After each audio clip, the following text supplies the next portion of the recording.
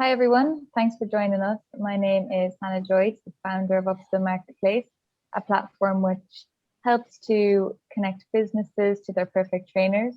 It has upfront pricing and public reviews. And the performance nerds, aka John and Brian, are trainers and coaches that I'm lucky enough to have on Upskill Marketplace. And they're going to chat to us today about team performance. Yeah, I'll send the recording on to anyone who's registered afterwards. It'll also be available on the website. But with that, I'll hand over to Brian and John to get us going. Perfect. Thanks, Hannah. Thank you, Hannah. John, would you like to introduce yourself? You like to go first. Yes, I'd like to talk. John McNamara, so one half of Performance Nerds. I have been working with Brian for about 7 years at this point. My background is in business, working primarily in sales prior to this, and have been in the space of personal development, coaching, etc. for about 11 years now. So we have kind of brought all of our ideas together in Performance Nerds. So I'll keep it short and sweet. We'll tell you plenty more about us as we go through, but for now, I will just pass it over to Brian. Thanks, John. Brian Downes is my name. I'm actually an accountant by training, but never worked as an accountant. I would have been really, really bad at it. And have been self-employed in some form or another since about 2005, and getting into management consulting and coaching and training in about the same time as John, actually, about 2011.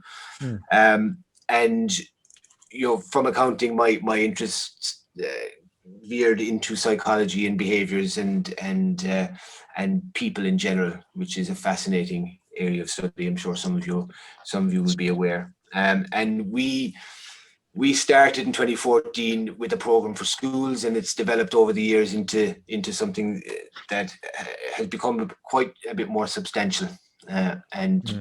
We keep at it because we genuinely love the work we do. We both work independently as well as together, which works really well for us. And Performance Nerds is a brand that is starting to grow really well, not just in Ireland but abroad as well. So we're delighted to be here with you guys today and to talk about teams and introduce our team model. Go ahead, John. Just from a logistical standpoint before we start, so we're quite conscious that we want to keep this on time to 3 o'clock. So we're going to suggest that if you have questions, we'll take them all at the end. So we're going to give 15 minutes at the end for Q&A. And I think it's really important to have that time. So we'll try and get to the end of the content for give or take 2:45. So if there is something that resonates with you, maybe just jot it down and we will come back and answer everything at the end. Does that work for everyone?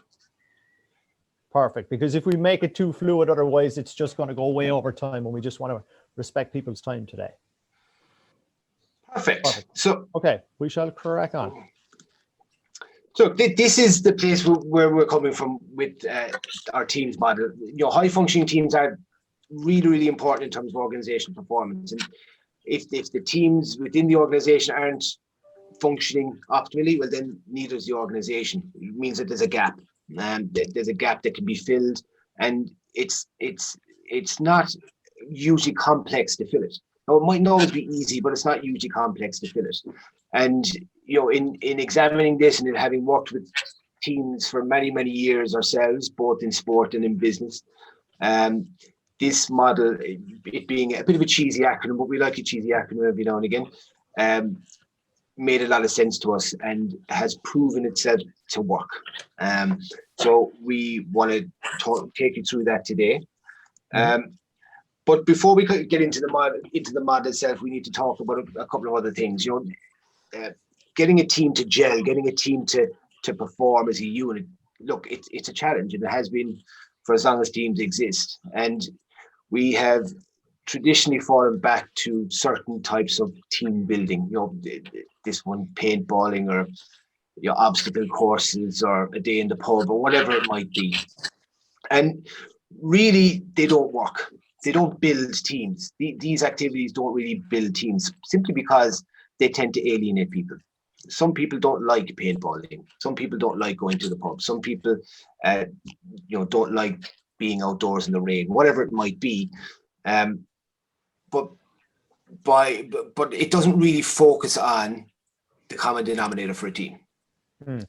traditional team building. These are a useful add-on if you have the fundamentals of the team nailed down.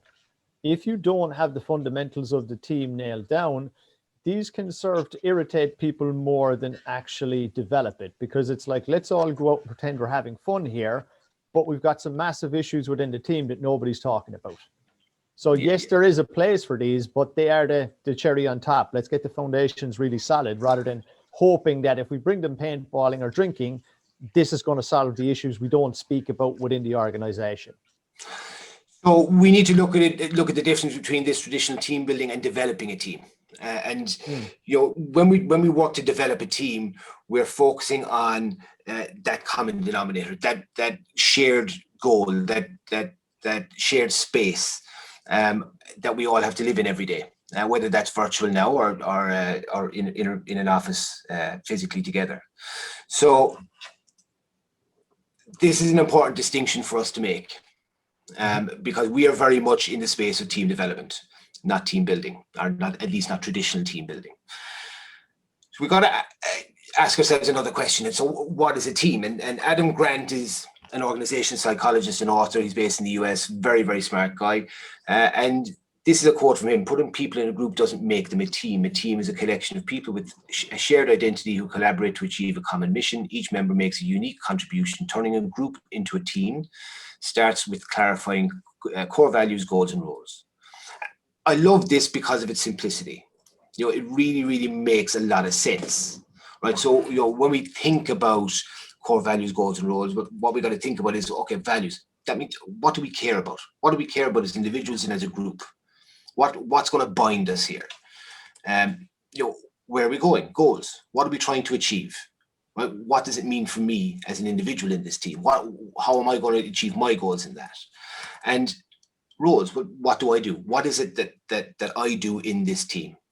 How do I bring value to this team? How do I receive value from this work? And these are really important questions that aren't answered frequently enough.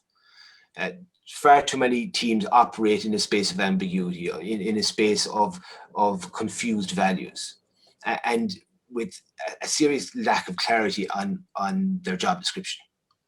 These are actually easy fixes.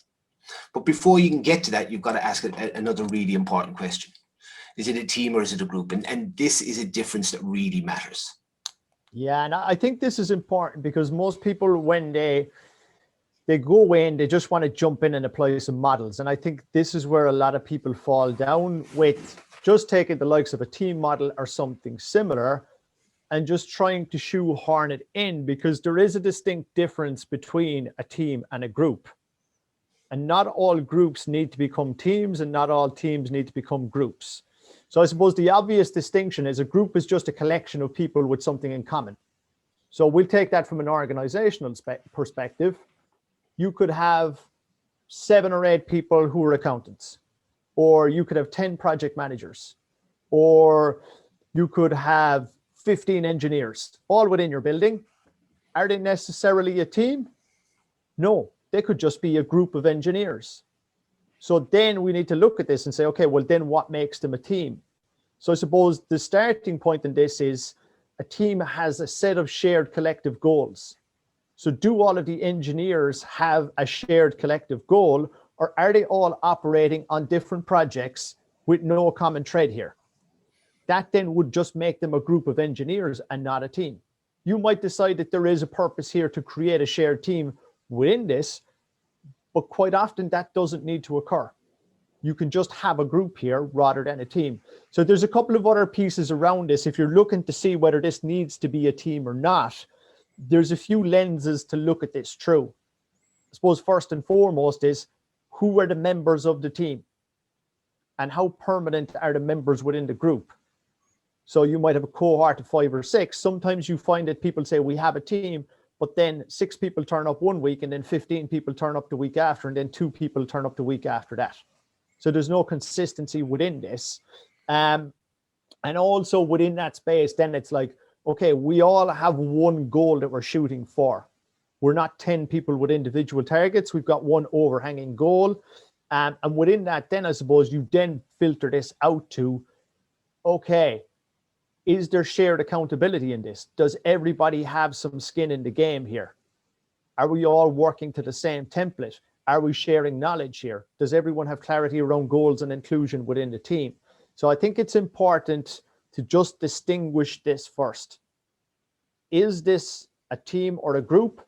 And quite often what you'll see here is when you look at the definitions of this, is it currently operating as a group, but you actually want it to become a team? I think that's a key distinction here. And if you look at within your environment, you might look at this and say, do you know what? Where we're at right now as a starting point is we have a group here. Nobody's working towards one shared vision. Nobody's sharing information. There's no sense of collective inclusion here. So let's work towards forming a team. So that for me is always the starting point. And does it even need to be a team? Sometimes it doesn't. So we'll move on from this. It's just worth thinking about before you some people proceed headlong into this and then halfway down the road realize, shit, this actually doesn't even need to be a team. So we've established then, let's say we've established that we have a team. One of the biggest differences between teams that succeed and teams that fail is how they deal with the elephants in their room. The things that are unspoken, the unspoken rules, the personality clashes, the grudges that are held. This is far more common than we think. And it is a fundamental challenge to high performance. The teams that do this well, talk them out. It's open. Let's have a conversation about this. They deal with them early, and they're not allowed time to fester and become something bigger than they should be. The teams that don't succeed, allow them to fester, and they become a problem, and they spread. And the problem is that when they do fester, they do spread very quickly because these things are contagious. Right? When somebody is feeling aggrieved, they will enroll others into their grievance, and this eventually has a very detrimental effect on a team. So as we talk through this, we need to be keeping in mind that, as you're addressing your own team, or if you're going to try and implement something like this with your team, you need to be on the lookout for the elephants in the room, because people will rarely volunteer the information. Okay, but as you develop the 4 elements of the team model, they become far more likely to, or you're far more likely to observe them or see them and be able to question people constructively around what's going on. It gives you a much better chance of healing. And I use that word deliberately because a lot of these elephants in the room need healing. Yes. From our experience of working with teams, which has been a lot of teams, there's elephants in pretty much every room. It's the stuff that is unspoken that's causing friction. Sometimes it's causing way worse, but it's definitely causing friction and reducing performance overall. But I have yet to go into a team where there hasn't been elephants. Interestingly, the most dysfunctional teams we see are executive teams of leaders, because depending on the organization, once you breach a certain level, politics and agendas become far more valuable and important. And this is where executive teams are highly dysfunctional. It's highly likely that the teams below that in the hierarchy, as you cascade down through an organization, are going to be dysfunctional too. And what we've also found is that the willingness of executive teams to deal with their elephants is much lower. It takes time. It takes longer. Because people have attached egos to it and attached all sorts of imaginary outcomes to it. So worth keeping in mind as we progress through this. So let's take a look at the first part of our team model. As I said, it's a cheesy acronym. So the first one is trust. Now, look, this is a bit of a no-brainer. Trust would make sense. But as we look at this, we look at it in 2 categories. So the first being character trust. So can we trust somebody to do the right thing? The second is competency trust. Can we trust somebody to do the thing right? Okay, and these, if we think about it, if you think about yourself within a team, these would be at the highest level, I guess, the 2 most important forms of trust for you. Completely. And I think if you're generally, when you go into a new team, your antennae are up for this. So first and foremost, you're looking to see, can the people in the team with me do what they're supposed to do? Do they have the skills and competencies? Does my manager have the skills and competencies? If you're happy with that and you go, okay, everyone here meets the criteria, then you start to look at the character stuff and say, okay, a big one here that we see gets broken is confidentiality. So you have a conversation with your manager or somebody else, then all of a sudden it circles back and you hear it 2 weeks later. And you're going, okay, that's a big distinction here for me. And that's something that's not around competency, that's a character piece. And people that stick with their word, I will have that for you by Friday, they don't have it. So there's a lot of nuance in this, but it will show up quite a lot for us. And it's difficult to get back once it's broken. And in the same vein as what John was talking about there, another character trust issue would be an unwillingness to have a difficult conversation, an unwillingness to embrace the discomfort of having that tough conversation. And the thing is that having that will and doing it well will breed trust. It will foster trust with an individual or a group. And these are things that we see quite often. Again, as we said, simple things, not necessarily easy, but simple things. Yeah, so, and we will be on the lookout for these. Another one for me, just before we move on from this, and I hear this a lot in the corporate space, is people will copy other people on their emails to cover their ass. For me, that's a sure sign that trust is low. It's in the small stuff you see they show up. It's always not a massive breach, but for me, I'm like, okay, why are you copying people on this? That for me, it gives me a window into what's going on here. And you made an important point there.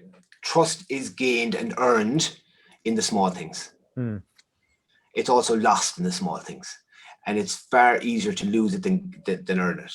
But as we think about trust then within a team, there are a few questions that are really worthwhile asking of yourself or of others in your team. So, what needs to happen in this team for trust to exist?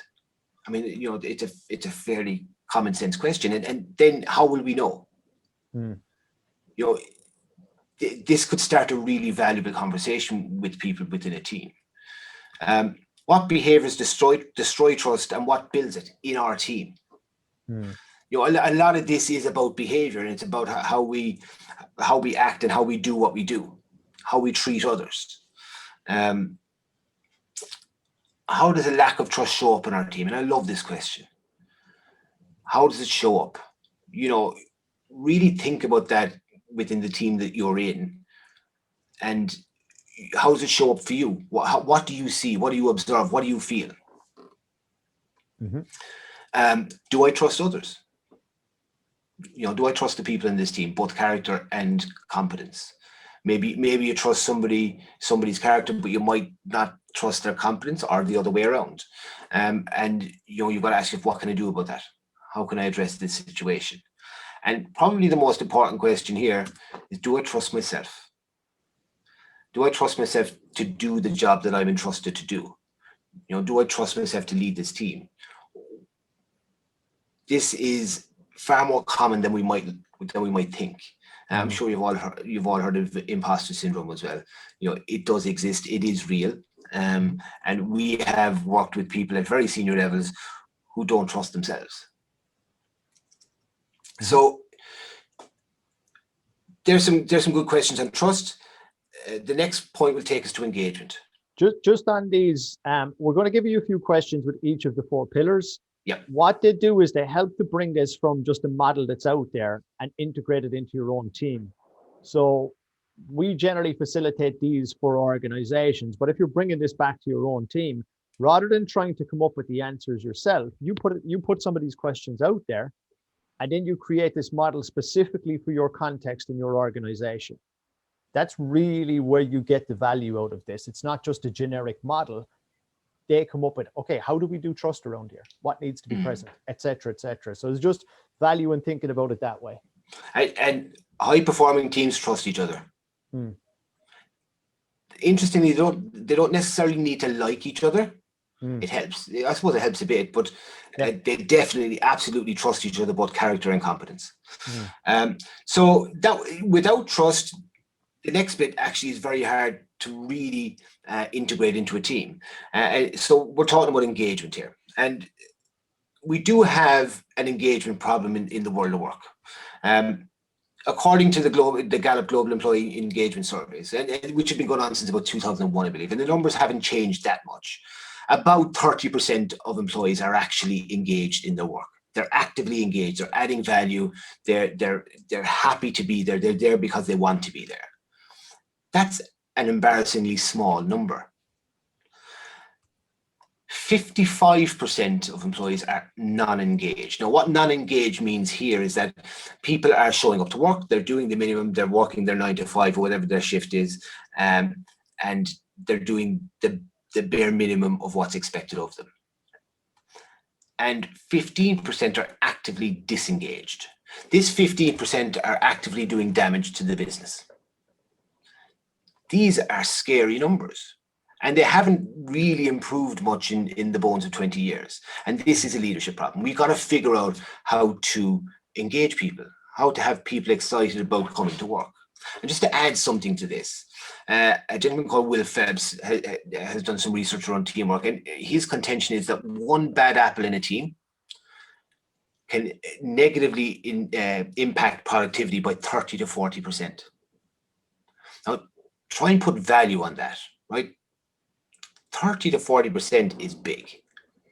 It's really big. So developing a team really matters, right? And engagement really, really matters because it's costing money. It's costing organizations millions and hundreds of millions around the world. So, well, what can we do about it?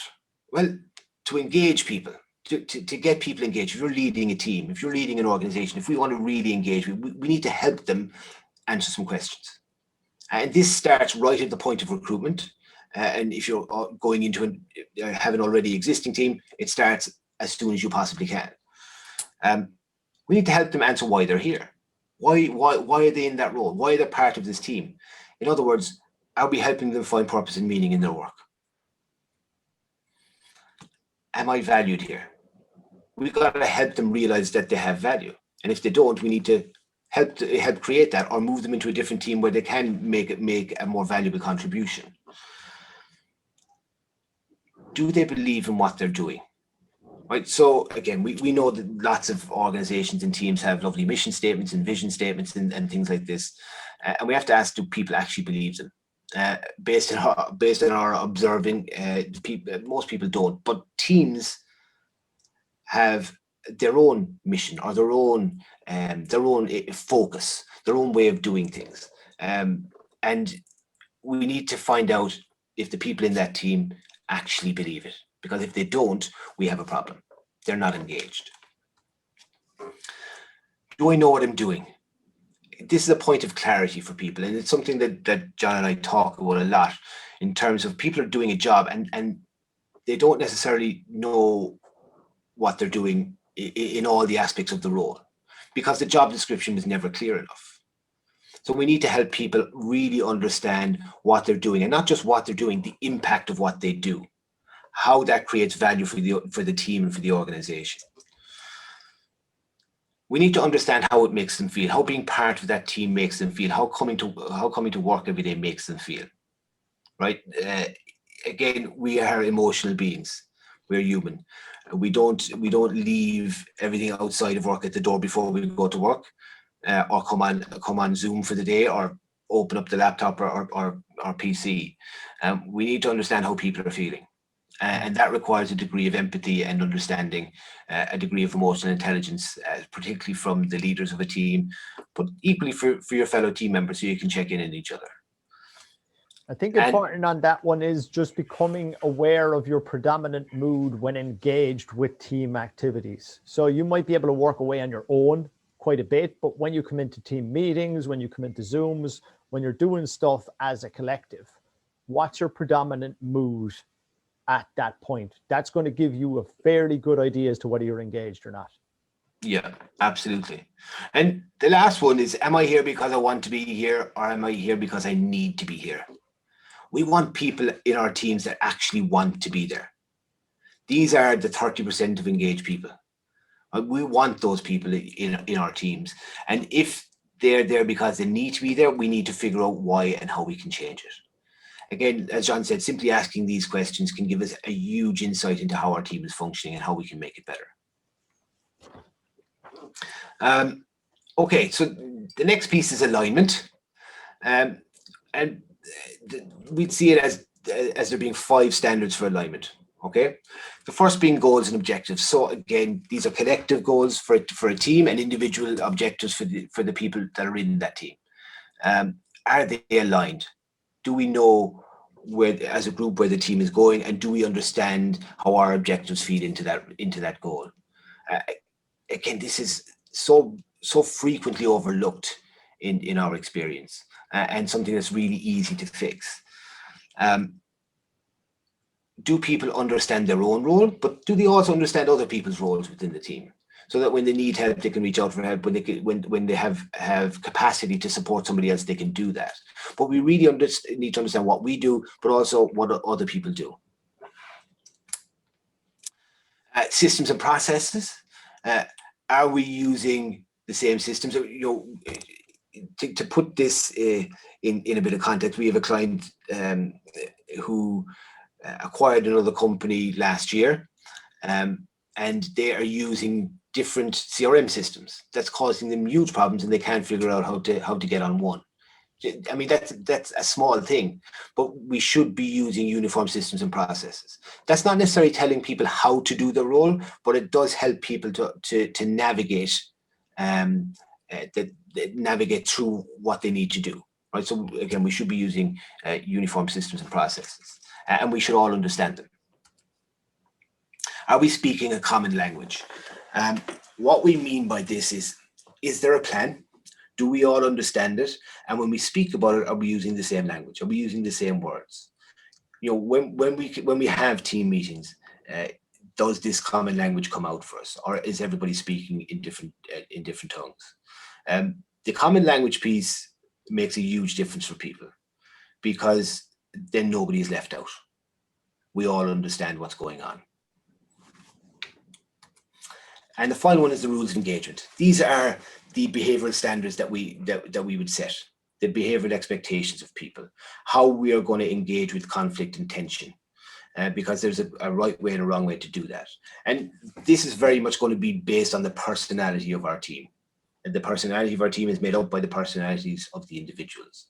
So we need to sit down and figure out what the rules of engagement are, so again that everybody is aware of them. We know how this is going to work. John, do you want to add anything to that before we move on? No, I think the 5 standards cover this quite a lot. And from our experiences, these are where the challenges show up. This is where people feel aggrieved, or these are where the points of pain usually arise. So it's a good starting point to check in on. So then we move on to the M of team. And this is an Irish word. The word is pronounced Meitheal. And it's an old Irish tradition. It's something that the farming community used to great effect, long before machinery made farming easier, I should say. If I said easier, I'd get in trouble. Long before equipment made farming easier. So much was done by hand, right? So, a Meitheal then would be a group of people. Its literal translation means a work team or cooperative, a group of people that would come together within a community that would help all of the farmers, be it cutting silage, helping calve cows, to planting seeds, to harvesting crops, and everybody helped each other. Now the thing with this was that people weren't paid to do this. Well, not in money anyway. They would get fed. And at the end of the day, there might be a bit of a dance and, a pint of Guinness or a glass of whiskey or poachine. And what the purpose of that was that at the end of the day, we celebrate our success. We got through the day, we got the job done, we achieved the common goal. We helped each other out. We contributed to our community. And for us, we look at Meitheal as being something that's really important in terms of a team. We have to be willing to help each other out, not for the purpose of scoring points and getting points or getting advanced. We need to be there to help each other out because we're all in the same boat. We're all trying to get to the same outcome. And it's interesting that the concept of Meitheal initially died out. Well, it didn't die out fully, but machinery kind of reduced its impact. But then what happened was farming became more about monetization than community. Now, initially at this point, a lot of it was around a kind of social organization and survival, to be honest with you, because if you tried to do this yourself, it wouldn't have been possible. It was just too big of a job. And it was generally dictated by seasons. So, for example, if you were in your field and you felt like, okay, the potatoes need to come up today, or we need to save the hay because bad weather is coming, if you couldn't get a group together to do this, you could lose your entire crop. So it just meant that it was the survival of everybody, and we all had a stake in this as a community. But it shifted then, probably over the last 50 years, to the monetization of farming. And probably the same across the world. Once the monetization piece came in, everybody was just about themselves. And it was like people just trying to grab, okay, let's make more money off this, let's make more money off that.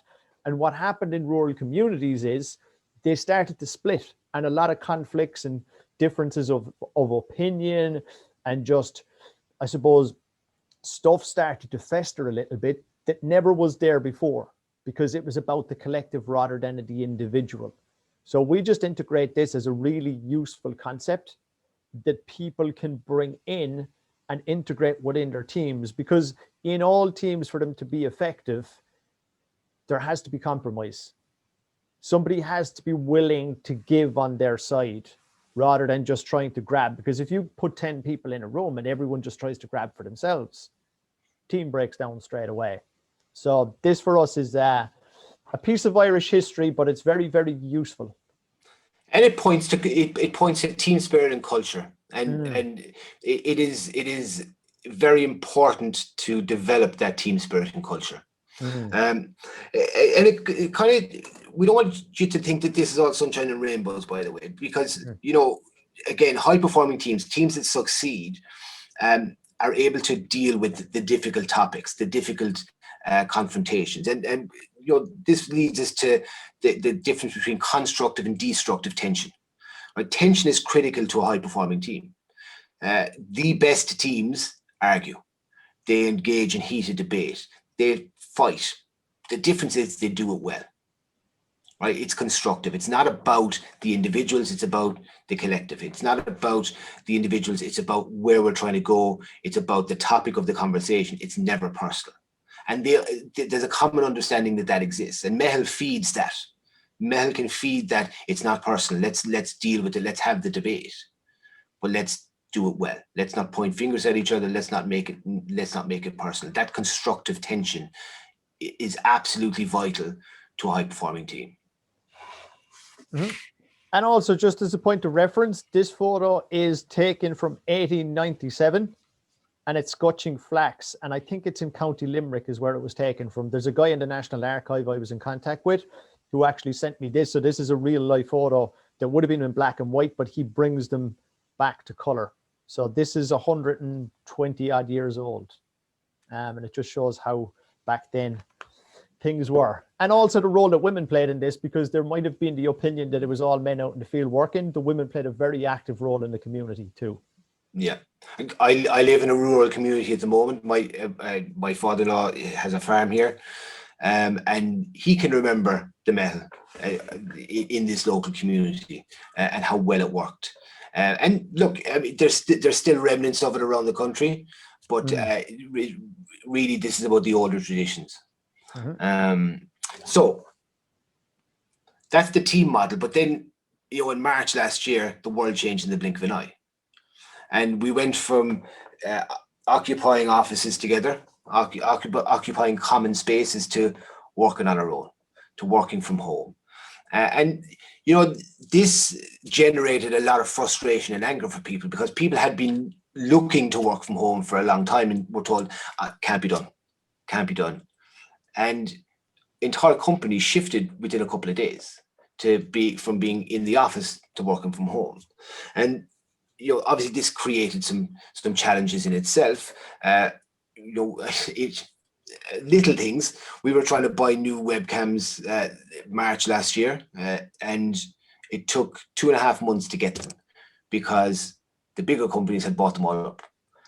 All these little things in terms of supporting people working from home came along, all of a sudden. So, it did create some isolation for people. It did create, and again, depending on personality types, some people love working in an office. Some people actually quite enjoy working at home, but it has created some problems for teams too, because that lack of connectivity, that every day, that ease of going to somebody's desk to ask a question, that ease of saying, listen, can we jump into a meeting for a minute? It was made a little bit more difficult. And managers were struggling a bit because they needed to manage multiple environments. So if they had a team of 10 people, they had 10 environments to manage and support. So it did create some problems for us all. But yeah, we also saw as well from our own personal experiences, teams that were solid and operating well pre-COVID managed this transition better. Teams where there was underlying cracks or there was massive elephants in the room, this just seemed to exacerbate and magnify everything. So it's like, okay, this was an issue we should have dealt with. Now we've pitched everybody into the four corners. This is going to bring everything to the surface. Just made it a bigger challenge. And it did. But, in looking at this, there is an opportunity. COVID and the working from home piece has created an opportunity to refresh and create a new team environment. And, this will end. We will get back to some form of normality, and hopefully in the not too distant future, but it's likely to be a hybrid situation, which is good in many ways. But there is an opportunity here to redefine our team, to help bring that team together and heal the elephants that are in the room. And there are some new challenges too. Working hours have changed a bit for people. So people with kids at home, they might not necessarily be able to work in the morning, so they might be working later in the day, and vice versa.